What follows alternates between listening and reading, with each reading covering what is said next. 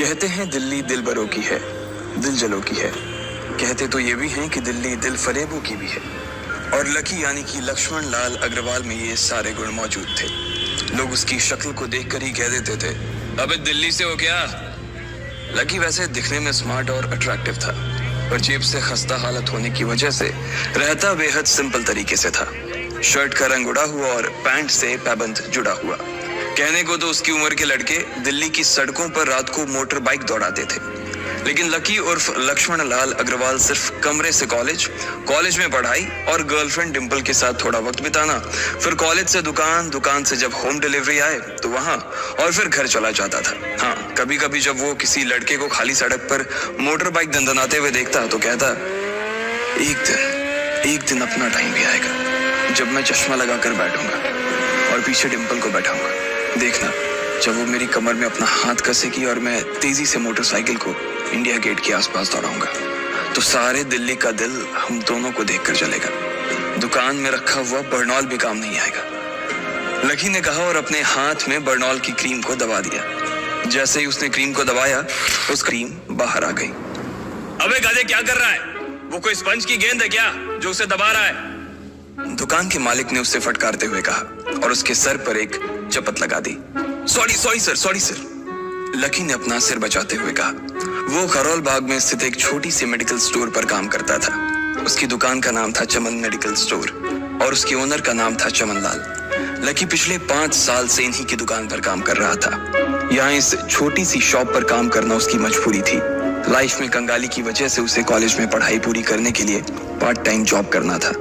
उसने कई अच्छी जगह अच्छी तनख्वाह की नौकरी ढूंढी, पर नहीं मिली और वो इस मेडिकल स्टोर पर ही अटक गया। गधे, अब इसके पैसे क्या तेरा बाप भरेगा? कटेगा। इसका पैसा भी तेरी तनख्वाह से कटेगा और एमआरपी से डबल रेट में कटेगा। चमन ने अपने दांतों को किचमिचाते हुए कहा। गुस्से की वजह से उसकी नाक फूल गई थी और लकी की सांसें। उसने घबराते हुए ओनर से पूछा, एमआरपी से डबल क्यों सर जी? ताकि अगली बार से ऐसी कोई हरकत करने से पहले तू डबल बार सोचे, चमन ने कहा और उसके हाथ से ट्यूब छीन ली। उसका जी तो चाह रहा था कि वो लकी की खोपड़ी पर एक और बार अपना हाथ साफ कर ले, लेकिन उससे पहले फोन बजने लगा। फोन की घंटी बजते ही लकी को वहां से निकलने का मौका मिल गया और वो भागते हुए फोन उठाने के लिए चला गया। हेलो जी, करोल बाग की बेस्ट मेडिकल चमन मेडिकल स्टोर से बोल रहा हूँ। बताइए क्या काम था? ये लकी की पेटेंट लाइन थी। चाहे कहीं से भी फोन आए, लेकिन उसे फोन पर बस यही बोलना था। जैसे ही इधर लकी ने अपनी बात कही, उधर से जवाब आया, मैं अप्रूविंग नाइट होटल के कमरा नंबर 303 से बात कर रहा हूँ। एक छोटा सा ऑर्डर है, नोट करो और जल्दी से होटल पर डिलीवर करवा दो। वो एक लड़के की आवाज थी।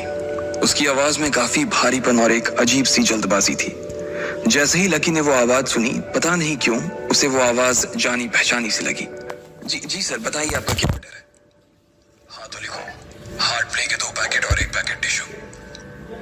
लकी, जो कि अपना पेन लेकर खड़ा था, हार्ट प्ले का नाम सुनते ही झिझक गया।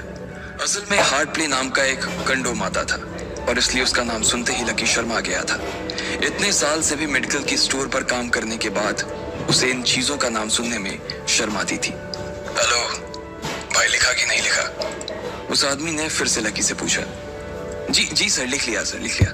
लकी ने खिसिया कर हंसते हुए कहा। लिख लिया तो फिर लेकर निकल, उस लड़के ने कहा।